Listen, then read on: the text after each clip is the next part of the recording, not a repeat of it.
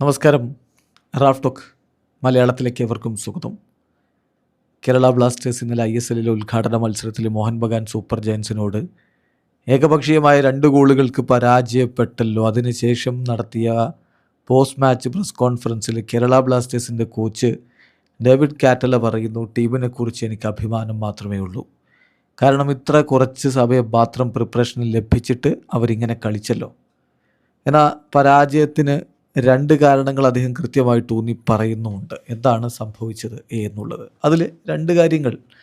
ഒന്ന്, തീർച്ചയായിട്ടും ഈ പ്രിപ്പറേഷന് കിട്ടിയ സമയം എന്ന് പറയുന്നത് വളരെ കുറവാണ്. രണ്ടാമത്തത് ലാക്ക് ഓഫ് പ്ലേയിങ് ടൈം. ഈ വിദേശ താരങ്ങളുടെ കാര്യത്തിൽ കുറേ ഐഡിലായിട്ട് ഇരുന്നിട്ടുണ്ട് ആ താരങ്ങൾ.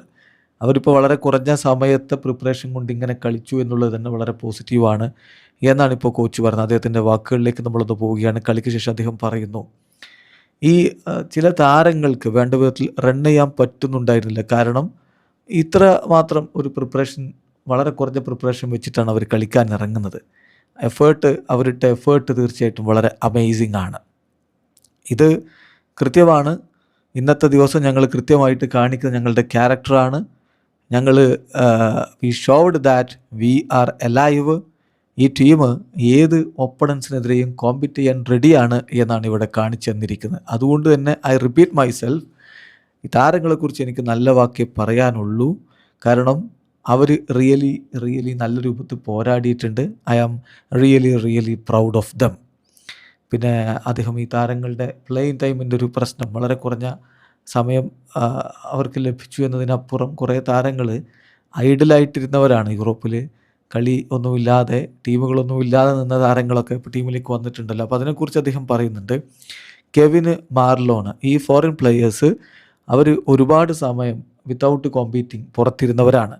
മേ ബി 6-7 months അവർ ഒരു കോമ്പറ്റീഷനും ഇല്ലാതിരുന്നവരാണ്. And it was impossible today. Just 14 days of preparation to play 90 minutes. അപ്പോൾ അതുകൊണ്ട് 14 ദിവസം മാത്രമുള്ള പ്രിപ്പറേഷൻ വെച്ച് അവരെ 90 മിനിറ്റ് കളിപ്പിക്കുക എന്നുള്ളത് സാധ്യമായ കാര്യമായിരുന്നില്ല. അതുകൊണ്ടാണ് അവരെ സ്റ്റാർട്ട് ചെയ്യിക്കാതിരുന്നത്. ആൻഡ് ഓഫ് കോഴ്സ് ഞങ്ങളുടെ പ്ലാൻ എന്ന് പറഞ്ഞാൽ just give them last 30 to 35 minutes, എന്നിട്ട് അവർക്ക് ആ ഒരു അവസരം കൊടുക്കുക. അവരുടെ ക്വാളിറ്റി എന്താണ് ഞങ്ങൾക്കറിയാം. ആൻഡ് ഓഫ് കോഴ്സ് ഇത് തന്നെയായിരുന്നു ഞങ്ങളുടെ പ്ലാൻ എന്നുകൂടി അദ്ദേഹം പറയുന്നുണ്ട്. താരങ്ങൾക്ക് ഇത്ര കുറഞ്ഞ സമയം കൊണ്ട്, ചെറിയ പ്രിപ്പറേഷൻ കൊണ്ട് ഇങ്ങനെ കാര്യങ്ങൾ ചെയ്യാൻ പറ്റുമെങ്കിൽ തീർച്ചയായിട്ടും അവരുടെ ക്വാളിറ്റി എന്താണെന്ന് ഞങ്ങൾക്കറിയാം. വരും മത്സരങ്ങളിൽ കാര്യങ്ങൾ മാറും എന്നുള്ളൊരു പ്രതീക്ഷയാണിപ്പോൾ കോച്ച് ഡേവിഡ് കാറ്റല പങ്കുവെക്കുന്നത്. തീർച്ചയായിട്ടും അത് മാറിയേ പറ്റൂ കേരള ബ്ലാസ്റ്റേഴ്സിന്. നമ്മളിപ്പോൾ ഇങ്ങനെ ഈ താരങ്ങൾ കുറേ സമയം കളിച്ചിട്ടില്ല, അവരുടെ പ്രിപ്പറേഷൻ വൈകിയാൻ തുടങ്ങിയെന്നും പറഞ്ഞിട്ട് കാര്യം ഉണ്ടാവില്ല. ലീഗ് അങ്ങ് കടന്നു പോകും. ആകെ 13 കളികളേ ഉള്ളൂ. ഒരു കളി കഴിഞ്ഞു, ഇനി 12 കളികളേ ഉള്ളൂ എന്ന കാര്യം ഓർക്കുക. അടുത്ത മത്സരം ഫെബ്രുവരി 22 എന്ന് പറഞ്ഞാൽ അടുത്ത ഞായറാഴ്ച വരെയുള്ള ഒരു സമയം ഉണ്ട്.